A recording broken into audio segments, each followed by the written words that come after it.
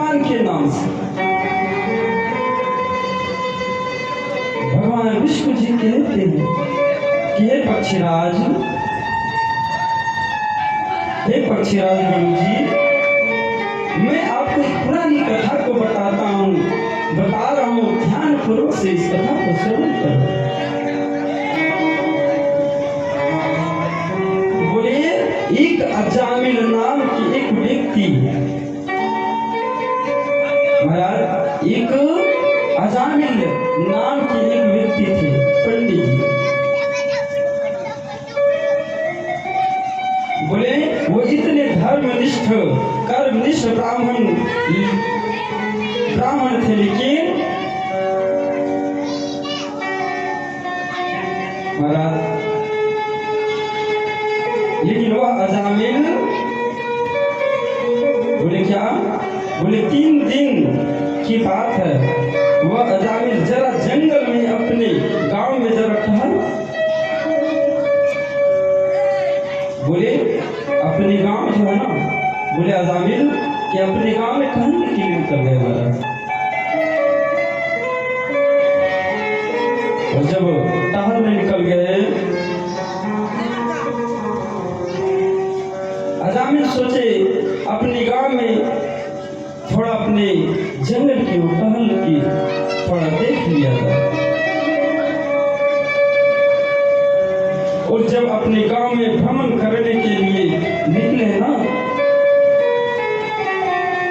तो प्रातः काल का समय था महाराज, सुबह का समय, प्रातः काल। जब उस प्रातः काल में ब्रह्म मुहूर्त में, प्रातः काल को क्या बोला जाता है, ब्रह्म मुहूर्त। जब उस ब्रह्म मुहूर्त में वो अपने गांव जो भ्रमण करने के लिए निकल गए, और जब निकल गए तो महाराज पंडित जी देखे कि कोई एक सुंदर कन्या जो है, एक स्त्री जो है, किसी पुरुष के साथ संभोग कर रहे थे।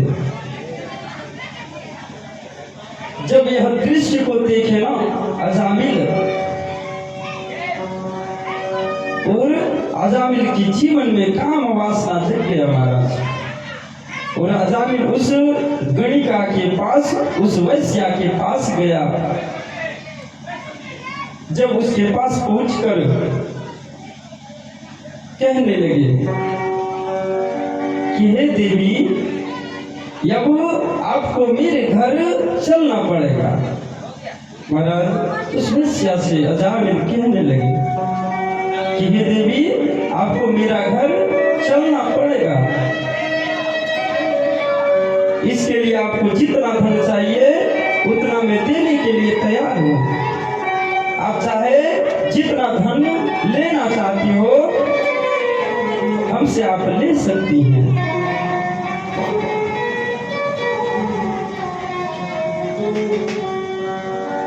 लेकिन हुआ क्या होगा, जब वह गणिका अजामिल के साथ, वैश्या जो है अजामिल के साथ, जब वो उसके घर पहुंची तो वह देखते हैं क्या, बोले उनके साथ विवाह हुआ था पहले से। जब उनके बच्चे भी हैं, इसको पता चला कि इसका विवाह हुआ है, जब देखे महाराज किसका पत्नी है, बच्चे हैं, पूछी वह अजामिल से, बोले वह बच्चा और ये सब कौन है। महाराज वैश्या पूछने लगी कि ये बच्चा और यह कौन है। बोले ये हमारा धर्मपत्नी है और ये हमारे बच्चे हैं।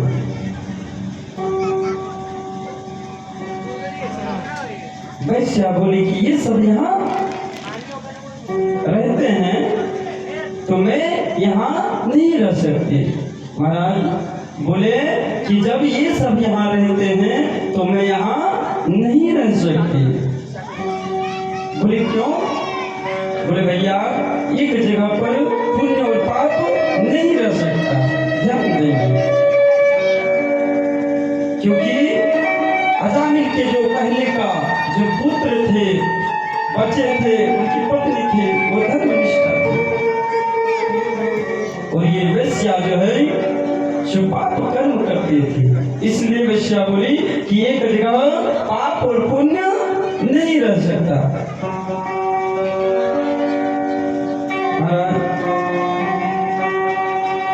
वह अजामिल जो था ना, वह अजामिल उस गणिका की काम वासना की चक्कर में अपने पत्नी को भी घर से बाहर निकाल दिया, अपने बच्चे को भी घर से बाहर निकाल दिया।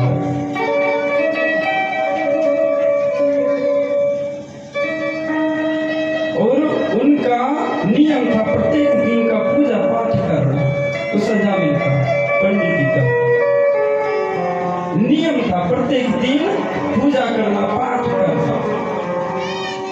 जैसे ही बैठे पूजा पाठ करने के लिए तो वह क्या वैश्या बोली, वैश्या कितने बार कहने लगी कि हे अजामिल आप क्या कर रहे हैं? बोले भैया ये तो मेरा प्रत्येक दिवस का काम है, पूजा करना, पाठ करना, ये तो मेरा प्रत्येक दिवस का काम है, मैं वही कर रहा हूँ जो मैं प्रत्येक दिवस करता था, पूजा और पाठ। बोले अगर आपको पूजा पाठ ही करना था तो हमें क्यों बुलाया, क्यों लाया अपने साथ? वह अजामिल अब पूजा पाठ भी करना बंद कर दिए महाराज। उस वेश्या के कहने पर जब आपको पूजा पाठ ही करना था तो आप हमें क्यों बुलाए, क्यों लाए अपने साथ? तो महाराज वो अजामिल पंडित जी जो थे वो क्या किए, पूजा पाठ भी करना बंद कर दिए।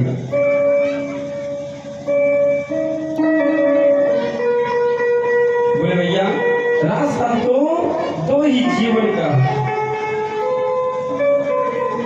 या तो आप फिर से पाप करिए या तो पुण्य करिए। जीवन का दो ही रास्ता है महाराज। बोले या तो पाप कीजिए या तो पुण्य कीजिए, लेकिन दो रास्ता में एक रास्ता चुनना पड़ेगा।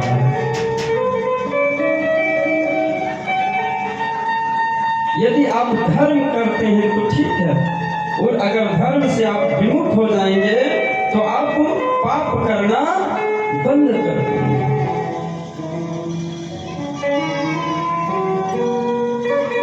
तो अब वह अजामिल जो था वह अजामिल चोरी करने लगा महाराज, चोरी करने लगा। अजामिल चोरी करते करते इतने बड़े डाकू बन गए कि महाराज वो डाकू के नाम से प्रसिद्ध हो गया।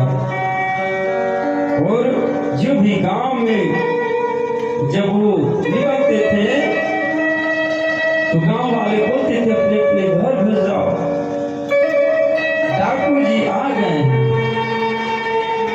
क्योंकि महाराज वो चोरी करते करते इतने प्रसिद्ध हो गए कि वो डाकू के नाम से जानने लगे, सब लोग प्रसिद्ध हो गए डाकू के नाम से।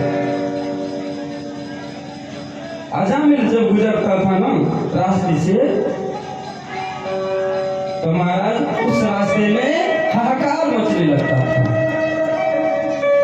जिस रास्ते से वो निकलते थे वो रास्ता समझ लो खाली हो जाता था, कोई नजर नहीं आने लगता था। बोलते थे कि भैया सावधान हो जाओ, अजामिल कह रहा है कि सावधान हो जाओ, मैं आ रहा हूं। हुआ क्या महाराज, एक दिन उस रास्ते से संत ऋषि महात्मा गुजर रहे थे। संत महात्मा पूछे भैया अच्छा ये बताइए कि किन के यहाँ साधु संतों की सेवा विशेष रूप से किया जाता है? बोले महाराज ये बताइए यहाँ साधु संतों की सेवा किसके पास होता है विशेष रूप से? और जिस व्यक्ति से बात पूछते हैं महाराज, जिस व्यक्ति से वो पूछते थे ना, जिस भी व्यक्ति से, वह व्यक्ति किसी से भी नहीं चिढ़ता था महाराज, लेकिन चिढ़ता था तो केवल साधु संतों महात्माओं से, ब्राह्मणों से। अजामिल जो है ना केवल साधु संतों महात्माओं से चिढ़ता था।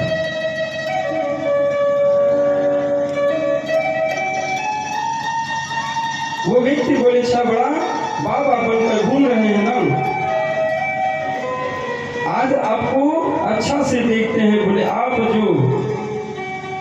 जो हैं चले जाइए अजामिल के यहाँ, अजामिल बहुत बड़ा संत है, आज वही आप सबका सेवा करेंगे। बोले अजामिल के यहाँ आप चले जाइए, आज आप सबका वही सेवा करेंगे।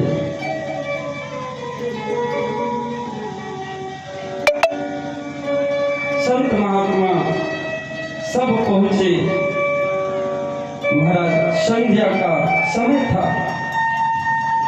अजामिल गांव में जिसके यहाँ चोरी करने के लिए गया, वैश्या जो थी घर का वह भोजन बना रही थी। तो संत महात्मा दरवाजा खटखटाए, बोले अजामिल घर में है? वैश्या दौड़ करके आया, देखे हमारे घर ऋषि महात्मा पधारे हैं। गणिका सोची आज जरूर हम सबका भाग्य उदय हुआ है, जो हमारे घर ऋषि महात्मा पधारे हुए हैं। आज हम सबका उदय होने वाला है। बोले महाराज कल्याण होने वाला है आज हम सबका।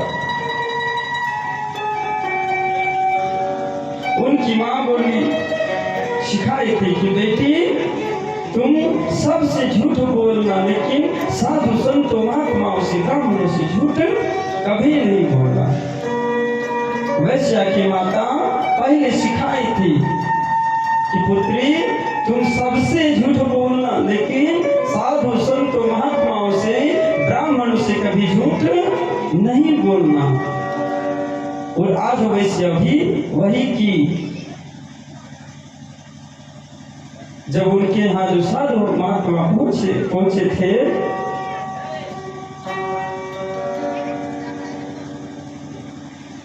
अपने माता पिता से झूठ मत बोलना, ये भी सिखाए थे कि अपने माता पिता से भी झूठ मत बोलना, ब्राह्मणों से झूठ मत बोलना, साधु संतों से झूठ मत बोलना। वैश्या कही कि महाराज जिनको आप ढूंढ रहे हैं ना, वो तो चोरी करने के लिए गया है। अजामिल चोरी करने के लिए गया है। साधु महात्माओं को सब सच बता दिए कि महाराज वो तो चोरी करने के लिए गए हैं। संत महात्मा बोले वह भक्ति कैसा है जो चोरी करता है? यदि ये चोरी कर रहा है तो भक्त ये नहीं हो सकता। अगर ये कहीं भक्त है तो चोरी नहीं कर सकता। वैश्या कहे कि महाराज मैं सच कह रही हूँ, वो इस समय चोरी करने के लिए ही गया हुआ है। क्योंकि वैश्या समझ गई आज अवश्य हम सबका भाग्य उदय होगा, हम सबका ये भाग्य जो है ना आज अवश्य उदय होगा, अवश्य समझ गई थी। क्योंकि रामायण में भी महाराज गोस्वामी तुलसीदास जी महाराज ने वर्णन किए हैं। बिनु हरि कृपा मिलो ही न संता, बड़ा सुंदर वर्णन किया है। बिनु हरि कृपा मिलो ही न संता,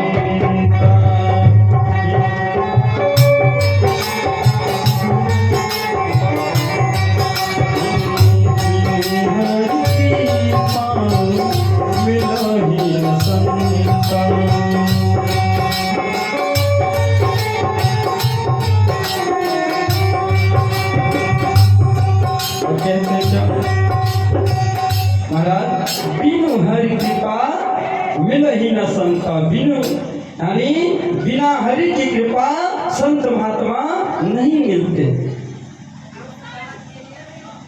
इसलिए कहते हैं कि हरि की कृपा से ही सब कुछ होता है महाराज, उनके बिना एक पत्ता तक नहीं हिलता। बोले अरे जब तक परमात्मा की कृपा ना हो, जब तक उनकी इच्छा ना हो, तब तक महात्मा का मुलाकात नहीं हो पाता, दर्शन नहीं हो पाता महाराज। जब तक संत महात्मा हम सबको दर्शन नहीं देते, तब तक हम सबका कल्याण भी नहीं होता, हम सबका कल्याण ही नहीं होता महाराज। वैसे आप बोले महाराज अब जो है आप हमारे बगीचे में ठहर जाइए, हम आपके लिए कच्चा राशन का व्यवस्था करते हैं, भोजन के लिए और उनके लिए कच्चा राशन व्यवस्था करके। और गणनिका जो है वैश्या चली गई अजामिल को ढूंढने के लिए महाराज।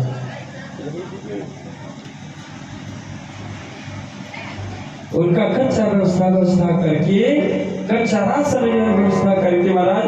और गणनिका कहाँ चली गई, वैश्या कहाँ चली गई, उस अजामिल को ढूंढने के लिए निकल गई। वह अजामिल किसी के यहाँ चोरी करके चला आ रहा था महाराज। श्री गरुड़ पुराण में वर्णन कि वो एक हिरण को मार करके अपने कंधे पर लाद करके चला आ रहा था।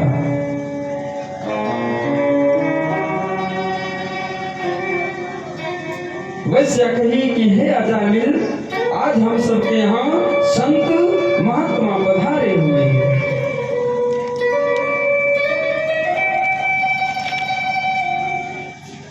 महाराज आज हम सबके यहाँ, आज मेरे यहाँ संत महात्मा पधारे हुए हैं। जैसे ही संत महात्मा का नाम अजामिल सुनता है महाराज, गुस्से में आकर के कहा, किसने कहा ठहरने के लिए?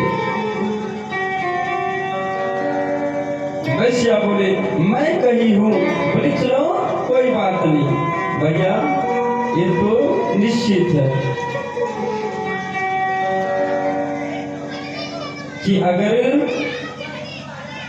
पत्नी अगर बोल दे पति को कि ये चीज मैं बोल रही हूँ, तो पति बोलते चलो कोई बात नहीं। लेकिन अगर कोई दूसरा अगर बोल दे तो फिर दिक्कत हो जाता है ना।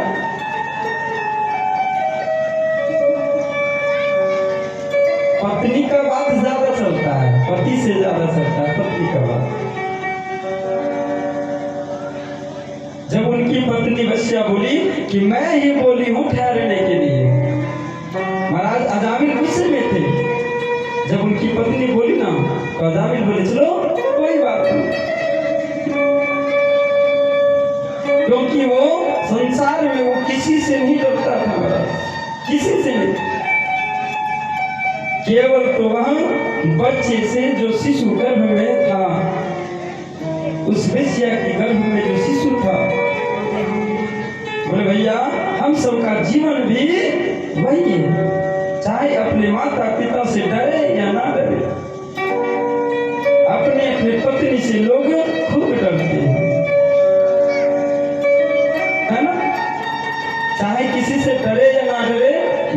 अपने पत्नी से लोग खूब डरते हैं। अरे ये बात सच है। चाहे वो कितने बड़े अफसर ही क्यों ना हो, कितने बड़े डाकू ही क्यों ना हो भैया, लेकिन पत्नी के सामने उसका नहीं चलता।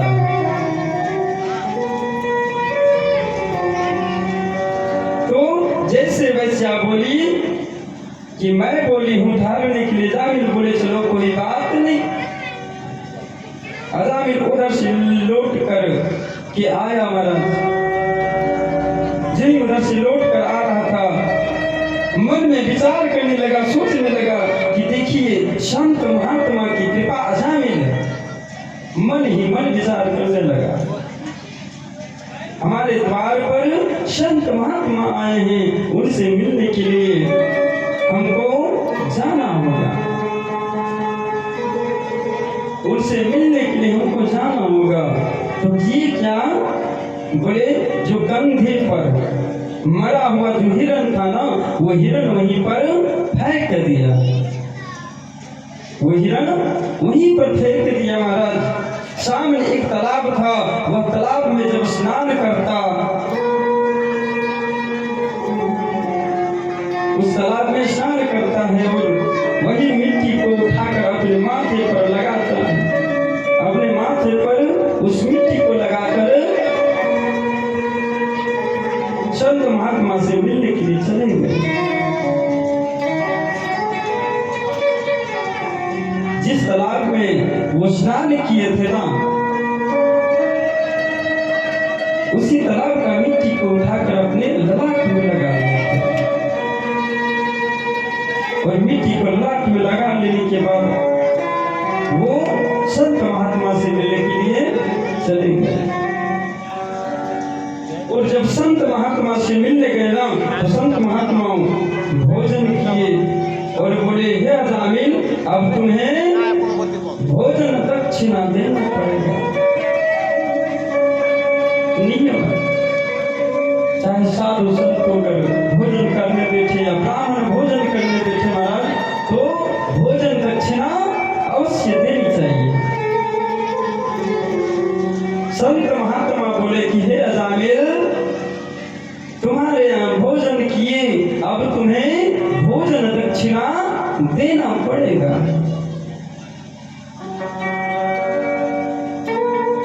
यदि आप हमें भोजन दक्षिणा नहीं देते हैं ना, तो आपको ब्राह्मण का भोजन कराने का फल नहीं मिलेगा, ब्राह्मण का भोजन कराने का फल नहीं मिलेगा जब तक भोजन दक्षिणा नहीं देंगे।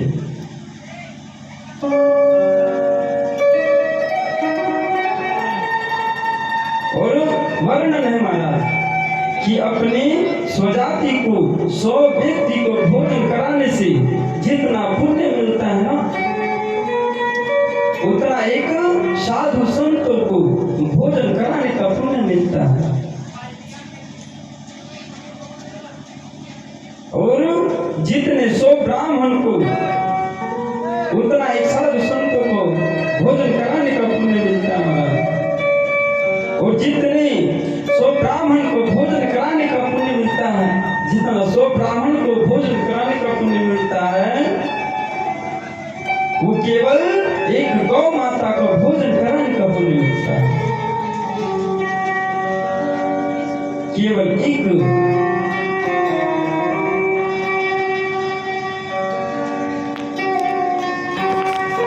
केवल एक गौ माता को भोजन कराने का पुण्य मिलता है। बोली गौ माता की।